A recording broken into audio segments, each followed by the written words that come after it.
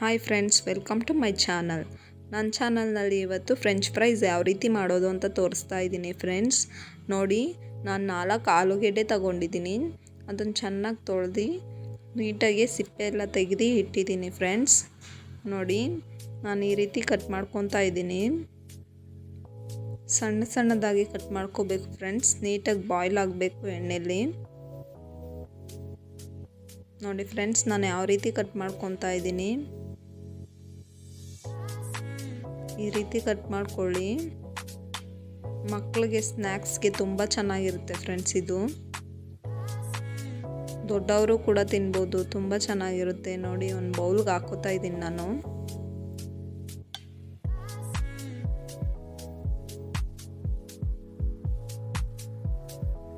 Gas ಮೇಲೆ ಒಂದು ಪಾತ್ರೆ ಇಟ್ಟು ಅದಕ್ಕೊಂದು ಎರಡು ಗ್ಲಾಸ್ನಷ್ಟು ನೀರು ಹಾಕಿದ್ದೀನಿ ಫ್ರೆಂಡ್ಸ್. ನಾನು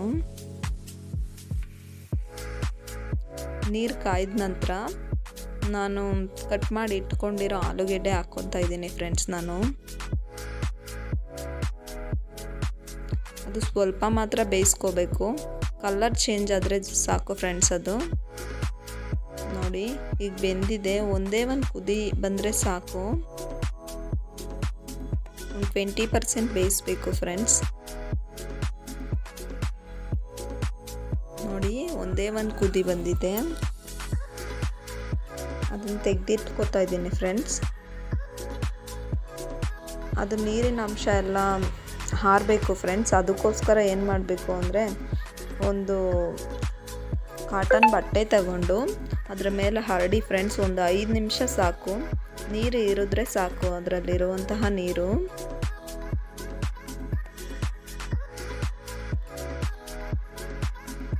ನೋಡಿ ಫ್ರೆಂಡ್ಸ್, ಯಾವ ಕಲರ್ ಆಗಿದೆ ಅಂತ. ಅದನ್ನು ಚೆನ್ನಾಗಿ ಡ್ರೈ ಮಾಡಿ. ನೋಡಿ ಫ್ರೆಂಡ್ಸ್, ಒಂದು ಬಾಣಲಿಗೆ ಒಂದು ಸ್ವಲ್ಪ ಎಣ್ಣೆ ಹಾಕ್ಕೊಂಡು ಕಾಯ್ದ ನಂತರ ನಾನು ಡ್ರೈ ಮಾಡಿ ಇಟ್ಕೊಂಡಿರುವಂತಹ ಆಲೂಗೆಡ್ಡೆ ಹಾಕ್ಕೊತಾ ಇದ್ದೀನಿ ಫ್ರೆಂಡ್ಸ್. ಪೂರ್ತಿನೂ ಕೂಡ ಡ್ರೈ ಮಾಡಬಾರ್ದು. ಅದನ್ನು ಬೇಯಿಸಿ ಒಂದು ಸ್ವಲ್ಪ ಕಾಟನ್ ಬಟ್ಟೆ ಮೇಲೆ ಹಾಕಿಟ್ರೆ ಸಾಕು ಫ್ರೆಂಡ್ಸ್. ಒಂದು 2 ಮಿನಿಟ್ಸ್ ಬಿಟ್ಟು ಅದನ್ನು ತೆಗೆದು ಎಣ್ಣೆಗೆ ಹಾಕ್ಕೋಬೇಕು ಫ್ರೆಂಡ್ಸ್. ನೋಡಿ, ನಾನು ಹಾಕ್ತಾ ಇದ್ದೀನಿ.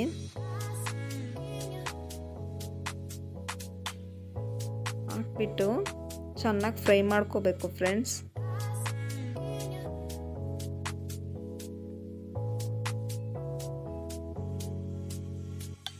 ನೋಡಿ ಫ್ರೆಂಡ್ಸ್, ಯಾವ ರೀತಿ ಕಾಣ್ತಾ ಇದೆ ಅಂತ. ದೊಡ್ಡವರು ಕೂಡ ತಿನ್ನೋದಕ್ಕೆ ತುಂಬ ಚೆನ್ನಾಗಿರುತ್ತೆ ಫ್ರೆಂಡ್ಸ್. ಇದು ಮಕ್ಳಿಗಂತೂ ತುಂಬಾ ಇಷ್ಟ ಆಗುತ್ತೆ. ಸ್ಕೂಲ್ಗೆ ಸ್ನ್ಯಾಕ್ಸ್ಗೆ ಹಾಕಿ ಕಳಿಸ್ಬೋದು. ನೋಡಿ ಫ್ರೆಂಡ್ಸ್, ಈಗ ಫ್ರೈ ಆಗಿದೆ. ಯಾವ ಕಲರ್ ಬಂದಿದೆ ನೋಡಿ ಫ್ರೆಂಡ್ಸ್.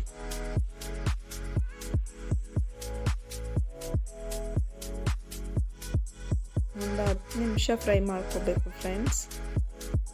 ನೋಡಿ, ಫ್ರೈ ಆಗಿದೆ ನಂದು. ಫ್ರೈ ಆದ ನಂತರ ಒಂದು ಪ್ಲೇಟ್ಗೆ ಸರ್ವ್ ಮಾಡ್ಕೊಬೇಕು ಫ್ರೆಂಡ್ಸ್. ಅದನ್ನು ನೀಟಾಗಿ ಎಣ್ಣೆ ಎಲ್ಲ ಸೋರಿಸ್ಬಿಟ್ಟು ತಗೋಬೇಕು ಫ್ರೆಂಡ್ಸ್. ಅದು ನೋಡಿ, ನಾನು ಹಾಕೋತಾ ಇದ್ದೀನಿ ಒಂದು ಪ್ಲೇಟ್ಗೆ.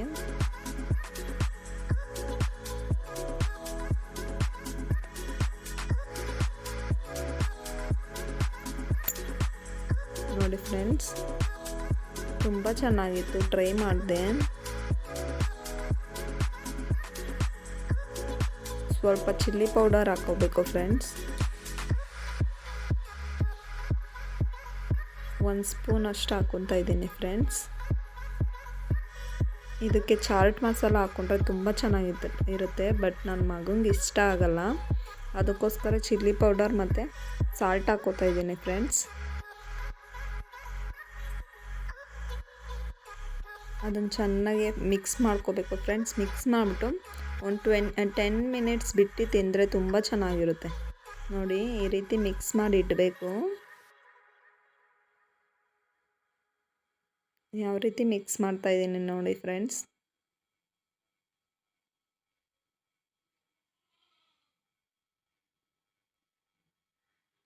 ಈ ರೀತಿ ನೀಟಾಗಿ ಮಿಕ್ಸ್ ಮಾಡ್ಕೊಂಡು ಟೊಮೆಟೊ ಸಾಸ್ನಲ್ಲಿ ತಿಂದರೆ ತುಂಬ ಚೆನ್ನಾಗಿರುತ್ತೆ. ನೋಡಿ ರೆಡಿ ಆಯಿತು. ನೀವು ಟ್ರೈ ಮಾಡಿ. ಇಷ್ಟ ಆದರೆ ಲೈಕ್ ಮಾಡಿ, ಶೇರ್ ಮಾಡಿ, ಕಮೆಂಟ್ ಮಾಡಿ ಫ್ರೆಂಡ್ಸ್. ಸಬ್ಸ್ಕ್ರೈಬ್ ಮಾಡಿ.